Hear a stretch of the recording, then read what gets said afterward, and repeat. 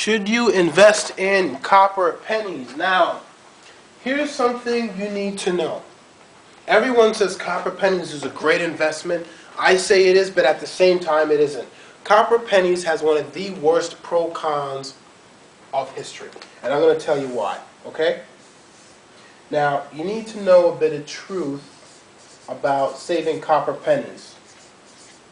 Should you save them? Now, honestly, I'm an expert at this. I save copper pennies. I have an entire box of them. However, you need to know what a copper penny is. Back in the 1960s, the U.S. government basically had copper pennies, and they decided that it was too expensive to just have copper pennies at 100%. They were made of 95% copper, okay? And the dates are as follows. From 1967 all the way up to 1982. A 1982 penny is about 95% copper and 5% zinc. A zinc penny made after that time is made up of more zinc than it is copper. There's a difference. You have to know about plating, okay? Copper pennies, I'm going to write this down, made from that time, okay?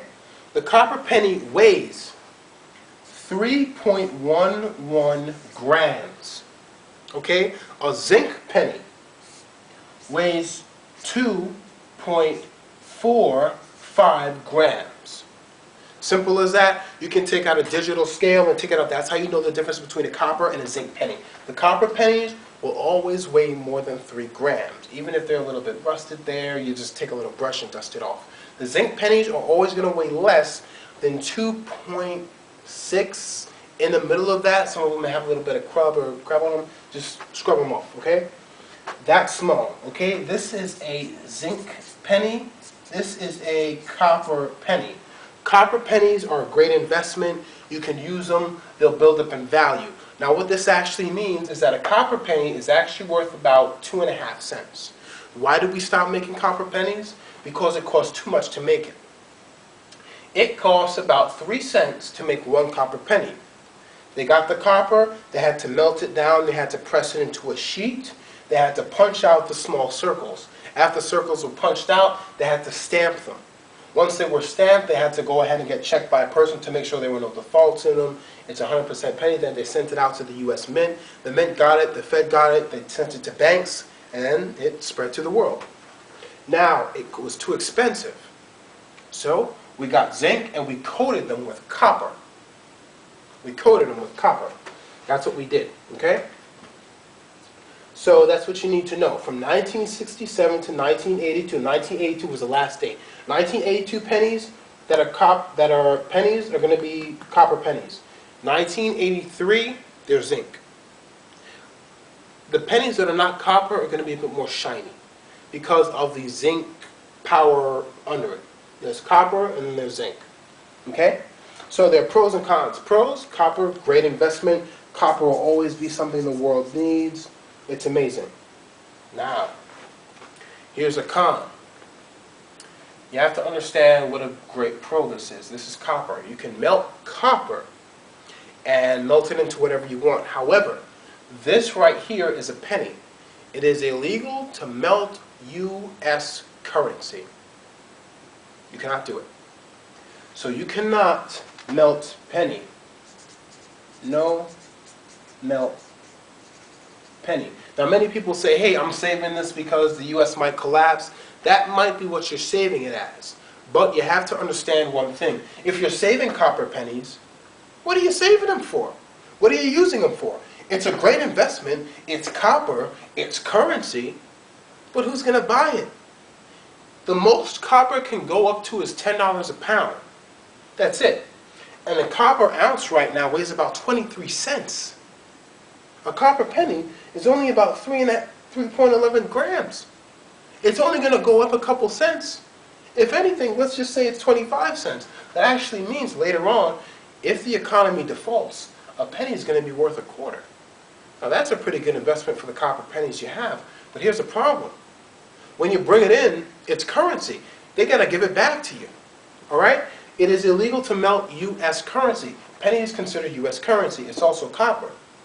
You melt it, you got your copper, but you can't do that. That's why people are saving it up. They think, oh yeah, well, worst comes to worst, I can melt the pennies down, I can use them for whatever I want. No, it's illegal to melt pennies. You can't melt them. It's a great investment because you're saving U.S. currency, and they're copper pennies, but you can't melt them down. Simple.